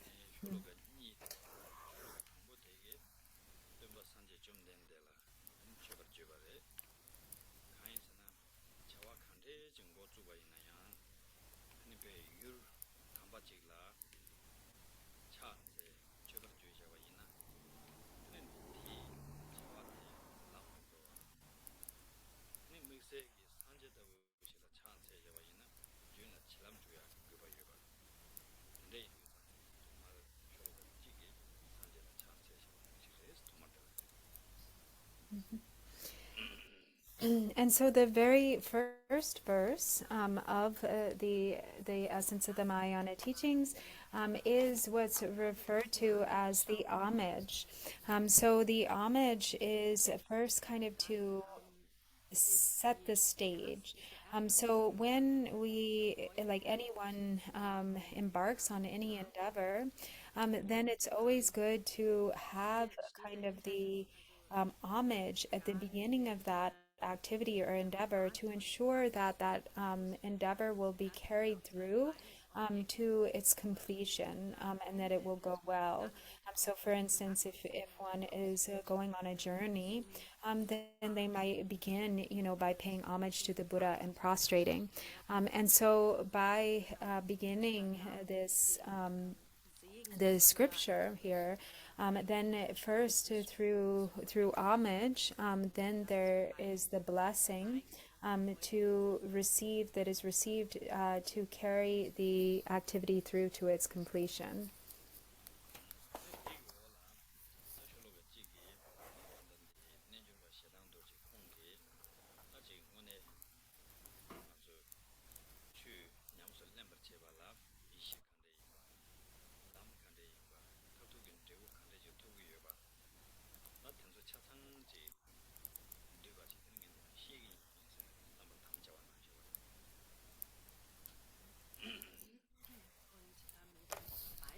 And then the second verse here is what is referred to as the commitment. So this is what follows the homage. And so here the yogi Shirang Dorje, otherwise known as Ngorje Repa, is explaining that he will carry this through to fruition, as a summary of the essence of the Buddhist teachings in the form of ground, path, and fruition.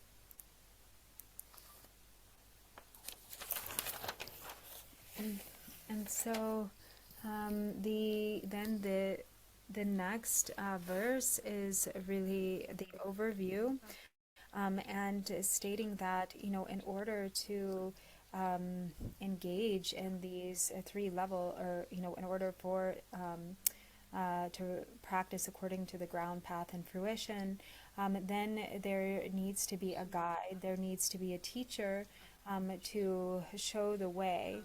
And that teacher should be endowed with the necessary qualifications or characteristics. And so this is explained then in the first line and a half. And so to realize the true meaning of the teachings, or what is to really realize, the true meaning of the Mahayana teachings, to understand its true essence and to accomplish that essence through practice, there has to be this auspicious connection, this pure connection between a perfectly qualified teacher or guru and a perfectly qualified disciple. So there has to be the auspicious interdependence of the relationship between guru and disciple. Einführung in die Praxis bekommt und jemand, der in der Lage ist, einen auf dem Weg zu führen. Das ist dafür wichtig, dass man eben den Pfad,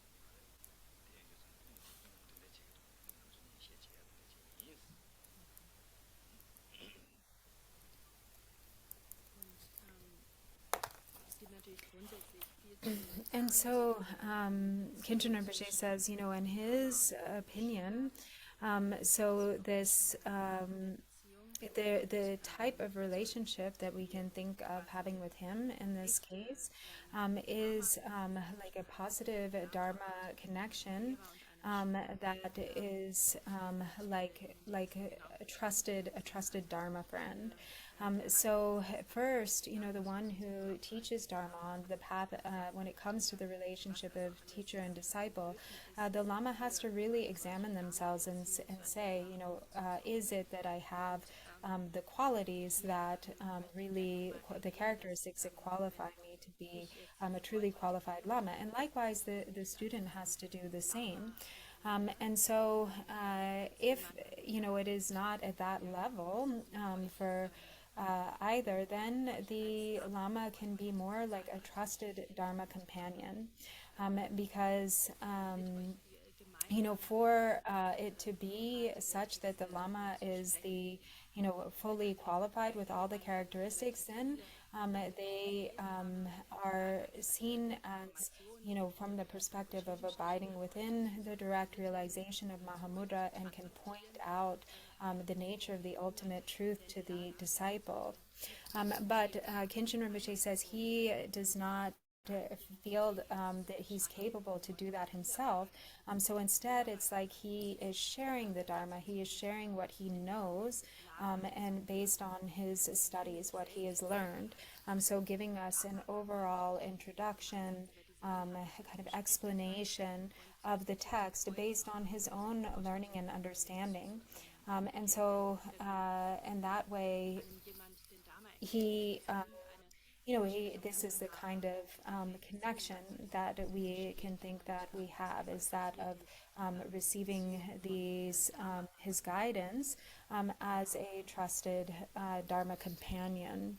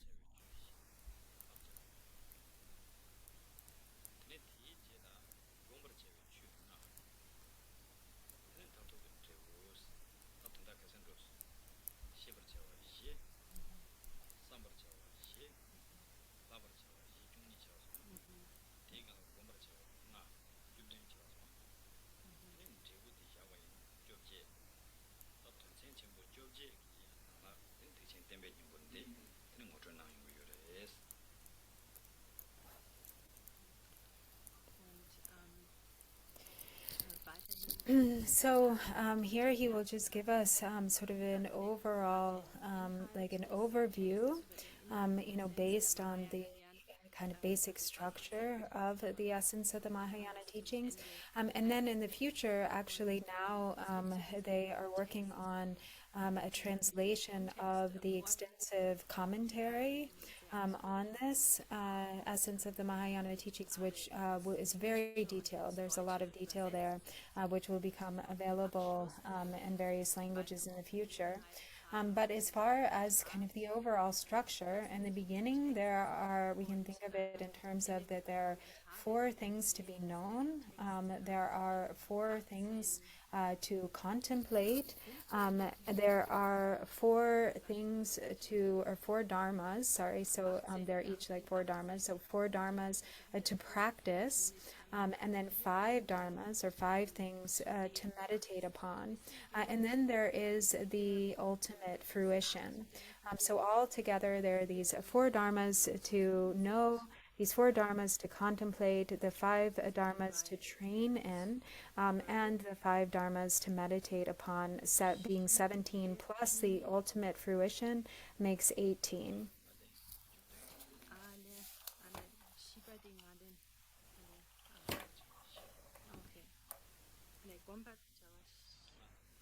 Ja. Also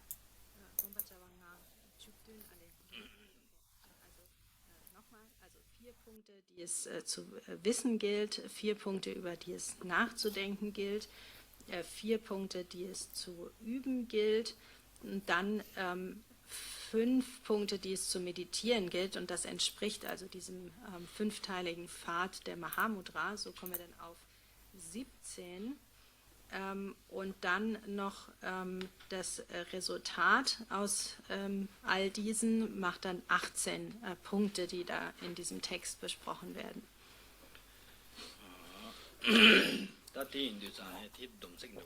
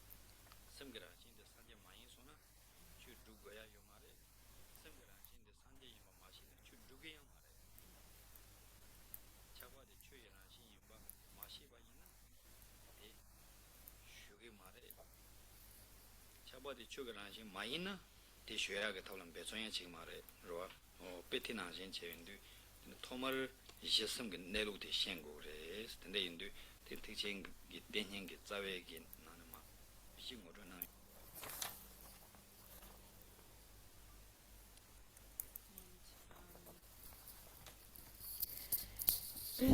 And so then when it comes to, these kind of the overview of these 17 plus the ultimate fruition being 18, before we go into these 18 first, so there is at the beginning, there's the there's a very important thing that is needed to know in order to practice or in order to continue with the other. So this is at the beginning of the 17. So there are four things. This is the first four, that one has to understand. So first of all, the example that can be given is that of water, like the nature of ice actually being water. So here these days, like here in the West, we have running water in the house, and it's very easy. You can turn on the faucet, and water comes, and turn it off, and it blocks the water. But in Tibet, in remote areas where they don't have any running water, in the winter, it is difficult to get any free-flowing water, water that isn't frozen. And so in order to get water, you have to take ice and you have to heat it. You have to melt the ice into water by putting it on the fire. But in order to do that, you have to have somebody who knows that ice is actually water, that the nature of ice is water.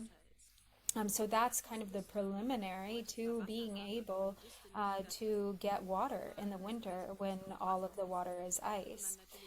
So if the person doesn't know that the ice is actually water, then they won't be inclined to melt the ice to get water, and they won't feel that there's any point in making an effort because they don't know that the nature of ice is actually that of water. And so it is the same with the meditator or the practitioner. So in order to practice the Dharma, in order to meditate, one has to understand that one's own true nature to be already, to be that of the awakened mind or Buddhahood, that our true element, that intrinsic essence, which is the Buddha nature, is present, that is the true nature. Much in the same way that this example of the nature of ice, the true nature of ice is actually water, and the same way the true nature of the mind is actually the Buddha nature, the Tathagata Garbha, or the indwelling pure element. And so this is the first point that is mentioned here. The teachings of the Muni points out being's element, that is pure by nature, immutable, the Dharmakaya.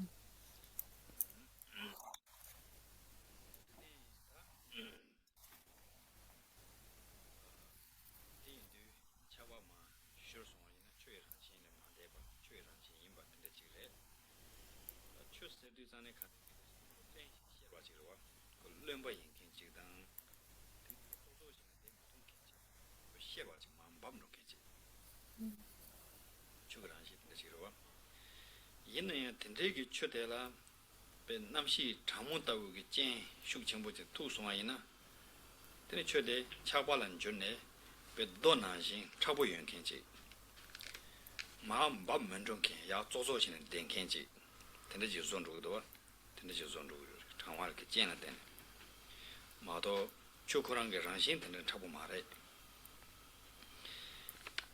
베테나신도 tene ngarang soge ta chi semge rangshin semge neru te ko thangbo ne chui rangshin ta uchi re chu ta re yinna ya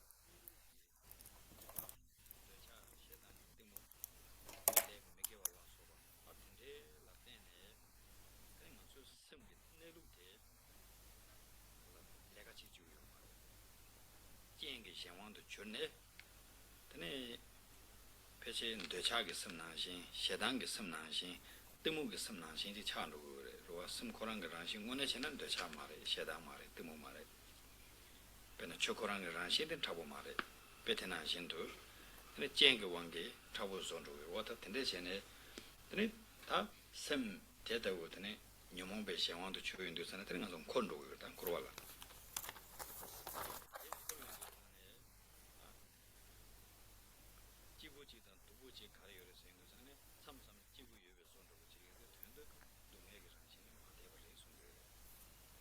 대체윤도 성결한신데 또 송아이나 성결한신이야 조르 송아이나 되네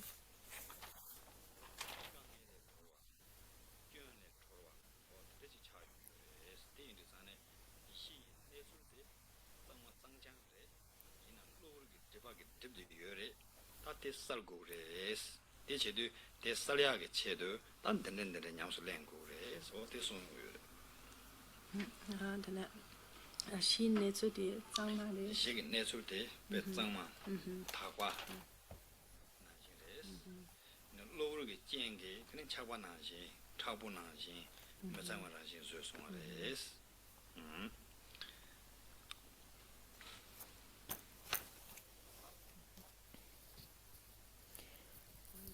And so the true nature of ice is actually water, and water, when it's in its natural form, it has these qualities of wetness. It's kind of free flowing. It can't be contained. It flows.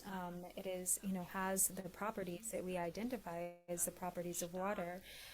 But because of temporary conditions, mainly the conditions of weather, when water is met with sub-zero temperatures or freezing temperatures, then it hardens, and it appears differently from how it actually is in its true nature.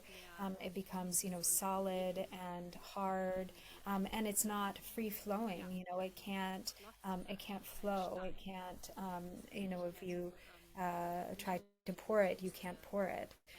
And so this is due to the conditions of cold, the temporary conditions of cold. But its true nature is not solid, it's not hard like that. Its true nature is, wet and free flowing. And so it is the same way with the true nature of the mind. So from the very beginning, the true nature of the mind is like water, like free flowing water. But because of the temporary conditions of the adventitious defilements, the temporary defilements, we are, under the power of those temporary conditions, and so the mind appears to be something than what it actually is in its true essence, and it becomes, it is experienced as, different, the various states of afflicted mind states that arise, and the discursive thoughts, anger, desire and ignorance, but those temporary mind states and conceptual proliferation is not actually the true nature of the mind. That is just the obscurations that occur or that are present due to these temporary conditions. And so when we are under the influence or the control of the obscurations, the afflictive emotions and cognitive obscurations, we sometimes are happy, we're sometimes sad, we have moments of elation and moments of suffering. But when the true nature of the mind is understood, then that becomes that realization of what the mind actually is in reality, enables one to overcome or to become liberated from suffering, to become liberated from hardship and difficulty, and to become liberated from the temporary delusion and obscurations that cause all of the hardship and suffering. And so, the basis, the element itself, the Buddha nature, the true essence, is completely pure and pristine from the beginning. And so then the next stage is to clear away those temporary conditions, these adventitious defilements, to instead see or make clear the intrinsic essence that is clear and pure.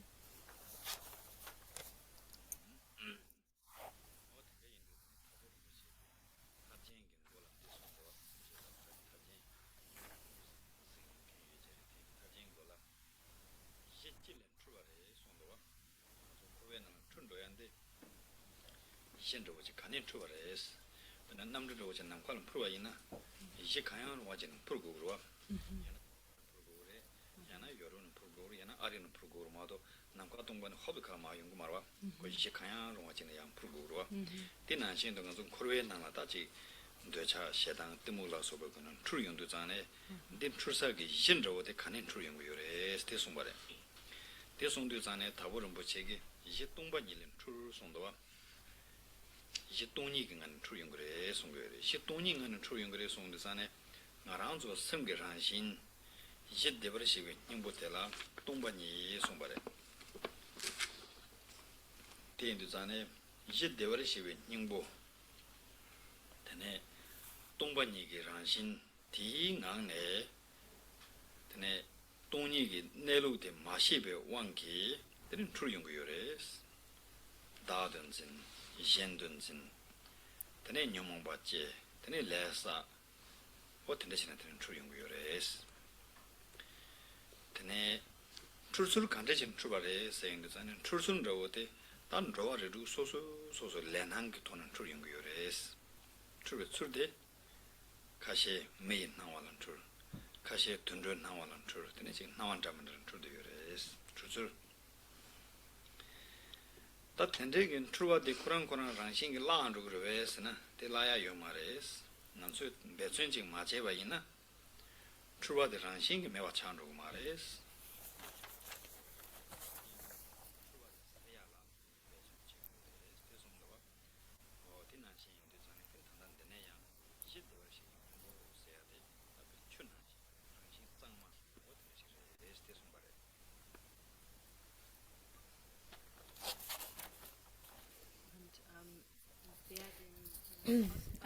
And so also in Gampopa's Jewel Ornament of Liberation, it also speaks of, the basis in this way. So for instance, the example that Rinpoche gives is that, so where the question being, from what basis does delusion occur? Like kind of, an airplane taking off, from the ground. The ground is the basis.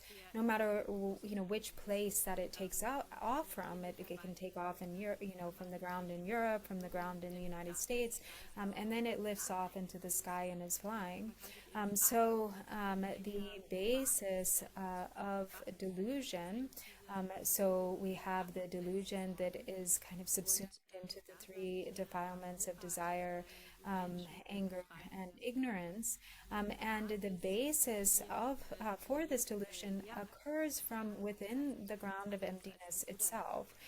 So the true nature of the mind, the Tathagata Garbha, the Buddha nature, is the essence of emptiness.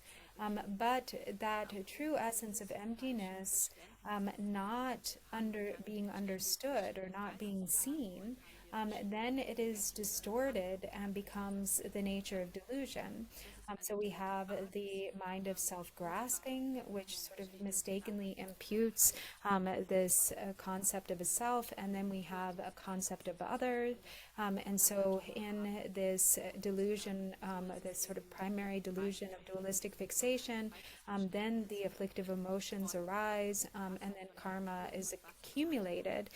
And then the way that delusion manifests or operates is through karmic appearances. So, for instance, those who have the karma to have the appearances of the human realm manifest, experience the appearances, the karmic appearances of the human realm. Those in the animal realms experience the delusion of the karmic appearances of the animal realm. And so this delusion won't just go away on its own, but it has to be purified, it has to be lifted, it has to be cleared away. And when the purification happens, then what is left, the result of the removal of the obscurations, is that true essence, the basis that is the foundational element or ground, which in this example of ice and water is like the free-flowing water.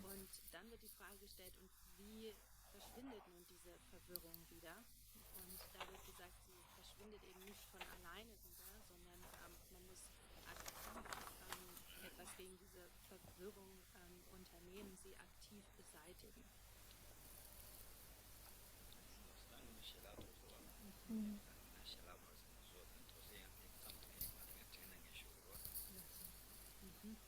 Und jetzt ist es schon Zeit für unsere Okay, and so now we can break for the midday meal, and we will resume to continue the teachings after.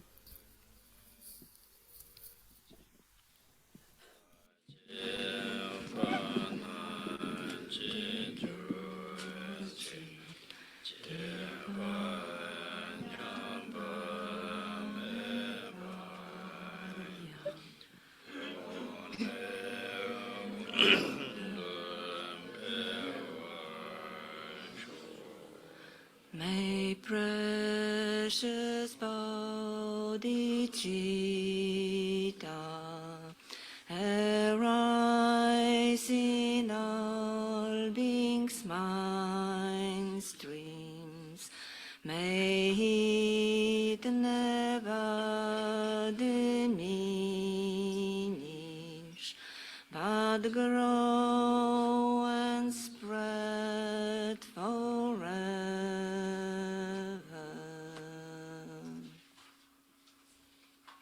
Yes.